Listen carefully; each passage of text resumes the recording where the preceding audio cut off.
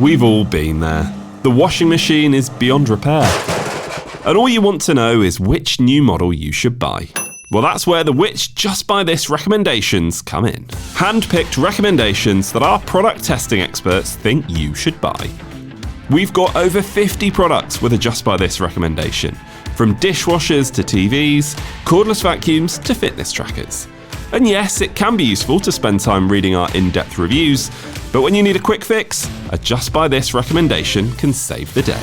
To find out which products have our new seal of approval, just head to which.co.uk/justbuythis. That's which.co.uk/justbuythis. And get it right with Which. Think a desktop computer is a huge box in the corner of your room? Think again. Your next one could change the way you work from home forever.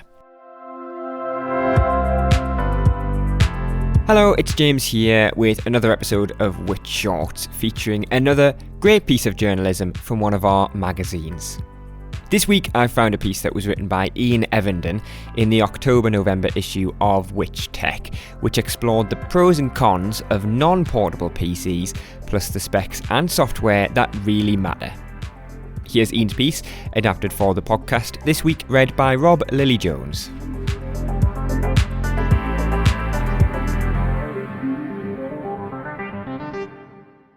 When you picture a desktop PC, your mind may wander back to the beige boxes and huge CRT monitors of the 90s, or the simple grey towers attached to a screen, mouse and keyboard that used to cover many identical office desks. But as we advance through the 21st century, the truth is quite different. When we say desktop PC, what we really mean is one that doesn't have a battery in it. So basically a computer that needs to be connected to a power socket to function. Desktop PCs can be big or small, and they might have built-in screens or keyboards attached wirelessly or with a cable. They can be budget machines bought off the shelf, or completely custom, home-built configurations that rival supercomputers in processing power. The only thing to note is they're not as easily portable. It's strange in some ways that the desktop PC is still a thing, given how convenient laptops have become. Portable computers are small, efficient, and come with everything you need already attached. You can pick one up reasonably cheaply if you're prepared to make a few compromises on things like graphics processing or screen size. However, the desktop PC still exists because it allows you to sidestep these compromises. You won't find a 34-inch ultra-wide screen on a laptop, and you can't take one apart to upgrade it either. You certainly won't be able to fit it with a cooling system which tackles the heat that cutting-edge PC parts can generate. This is partly why the desktop PC is still with us, but the other reason is cost. Budget desktops can be made quickly and cheaply, and as a result, can be picked up for less cash than you'd pay for a laptop. You'll still need a mouse, keyboard, and monitor to go with it, but you'll probably already have most of these items. And if you want something to use on a desk rather than on your lap, it can make a lot of sense.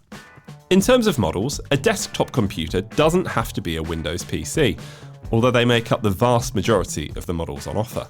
If you like the Mac operating system, then the £599 Mini or £1,299 iMac are the ones to look at for home use, depending on whether or not you want to supply your own monitor.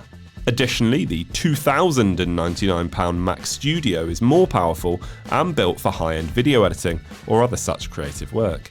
And the Mac Pro, starting from £7,199, is, as its name and price suggests, strictly for professionals. Windows 11 desktops come in two flavours, Home and Pro. The Home version is by far the most common and will be absolutely fine for most uses.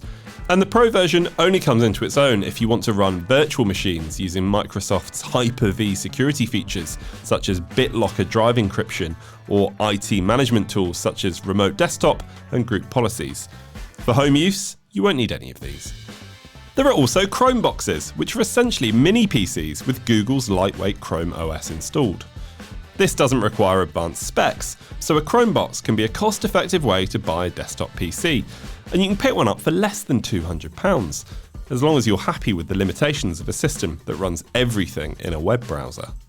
Your desktop PC can also connect to peripherals and monitors, but only if it has enough ports. Although one HDMI port is standard to quickly hook it up to a single screen, it's better to have two. Adding a second monitor can revolutionise the way you work, as you can switch between apps by turning your head rather than having to minimise tabs that are in the way, saving both time and stress. Any more screens might not be worth it, although Sir Terry Pratchett actually had a 6-monitor setup, which he said he used 6 because he didn't have the room for 8. Thunderbolt and some USB-C ports can be used as video outputs to a screen, although this reduces the number of other peripherals you can attach. Many things that were once the domain of expansion cards that go inside the PC are now available as external boxes that connect via USB. These include video capture cards and even sound cards for better quality audio output. A Thunderbolt dock can also be a useful thing to have on a desktop PC, as it can turn a single port into many others, such as USB-A ports and SD card readers. If you're into gaming, seriously advanced video editing, or 3D applications, you're going to need a desktop tower PC, which has slots inside where you can plug extra boards so you can add new features or upgrade existing ones. The classic use for this is to plug a powerful GPU or graphics card into the top PCIe slot, which is usually the fastest. You can also use these extra slots for video capture cards, extra storage, or networking capabilities, although most desktop PCs already come with Ethernet ports and Wi-Fi, and you could add them via USB instead. You can even add Thunderbolt ports this way if your PC doesn't have them, or extra USB ports if you need them. Other slots on the motherboard allow the addition of more RAM or storage. This is one of the big advantages of buying a desktop system, as you can customise its capabilities to suit your needs. Because parts slot together easily, you can do all of these things yourself, and usually you only need a screwdriver. This should give you a good idea of the specs you need, and look to the websites of major PC brands such as Acer, Dell, HP and Lenovo, as you'll get more options than standard tech retailers to configure your desktop exactly as you want it. We also have links to recommended models and where to buy them at which.co.uk/desktop-PCs.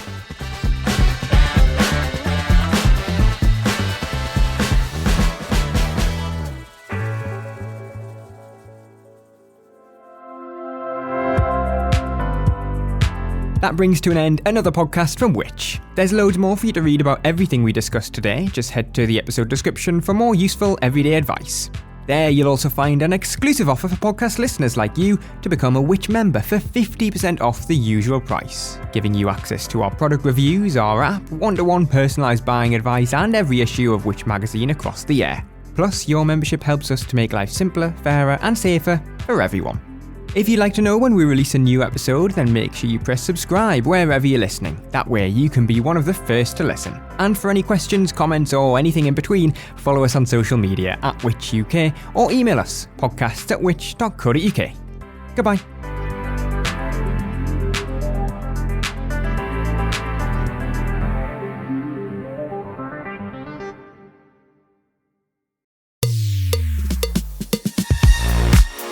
If you're enjoying this podcast from us here at Which, then why not become a Which member?